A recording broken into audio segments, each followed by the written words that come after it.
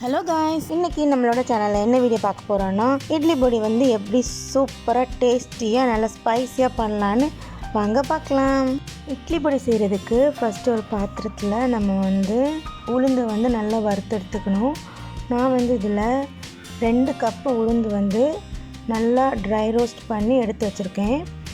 Next வந்து என்ன பண்ணணுன்னா ஒரு 3/4 கப்புக்கு அந்த கடலைப்பருப்பு வந்து நல்லா வறுத்தெடுத்துக்கோங்க. லோ ஃப்ளேமில் வச்சு நம்ம நல்லா வறுத்தெடுத்துக்கணும். கோல்டன் ப்ரௌன் கலரில் ஆகணுன்னா நம்ம வந்து எடுத்துடலாம். ரொம்பவும் கரிஞ்சிடக்கூடாது.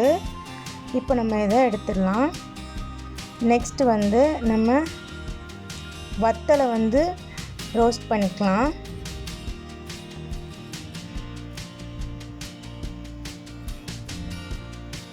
ரோஸ்ட் பண்ணியாச்சு. இப்போ அதையும் எடுத்துடலாம். நெக்ஸ்ட்டு வந்து கருவேப்பிலையை வந்து ரோஸ்ட் பண்ணிக்கலாம்.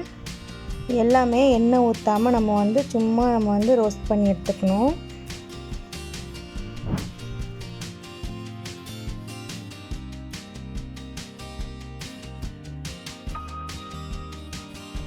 கருவேப்பிலையை நல்லா ட்ரை ரோஸ்ட் பண்ணியாச்சு.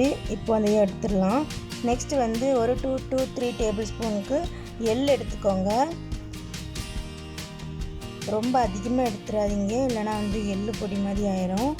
அதனால் கொஞ்சமாக எடுத்துக்கலாம் நம்ம. நெக்ஸ்ட்டு வந்து நம்ம பெருங்காயத்தை வந்து லைட்டாக வந்து எண்ணெயில் வந்து லைட்டாக வறுத்துக்க போகிறோம். அப்போ தான் வந்து அரைக்கும்போது ஈஸியாக இருக்கும். எண்ணெயில் போட்டு வறுக்கும்போது இந்த மாதிரி ஒயிட் கலர்லாம் மேலே வந்து போவிட்டு வரும். அதுக்கப்புறம் நம்ம அதை எடுத்துடலாம். இப்போ இது எல்லாத்தையும் நம்ம வந்து கூல் பண்ண விட்டுடலாம். அதுக்கப்புறம் கொஞ்சம் ஆறுனதுக்கப்புறம் நம்ம வந்து மிக்சியில் போட்டு அரைச்சிக்கலாம். ஃபஸ்ட்டு நம்ம கொஞ்சம் கொஞ்சமாக அரைச்சி எடுத்துக்கலாம். ஃபஸ்ட்டுனா வத்தலும் இந்த கடலைப்பருப்பையும் ஃபஸ்ட்டு வந்து அரைச்சி எடுத்துக்குவோம். ரொம்ப அரைக்கக்கூடாது. லைட்டாக இந்த நரன்னு இருக்கிற மாதிரி நம்ம வந்து அரைச்சி எடுத்துக்கணும். நெக்ஸ்ட்டு வந்து இந்த உளுந்து அதுக்கப்புறம் எள் இது எல்லாத்தையும் சேர்த்து வந்து அரைச்சி எடுத்துக்கோங்க. இது வந்து செகண்ட் பேட்ச்சு.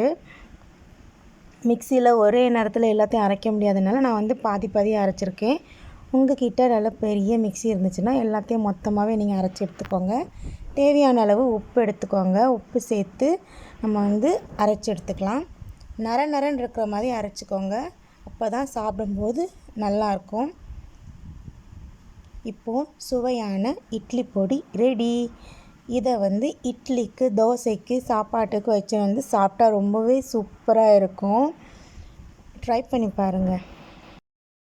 இந்த ரெசிபி உங்களுக்கு பிடிச்சிருந்தனா லைக் பண்ணுங்கள், ஷேர் பண்ணுங்கள், மறக்காமல் சப்ஸ்கிரைப் பண்ணிக்கோங்க. பக்கத்தில் இருக்க பெல் ஐக்கானை கிளிக் பண்ணி ஆல் பட்டனை கிளிக் பண்ணிக்கோங்க. தேங்க்யூ.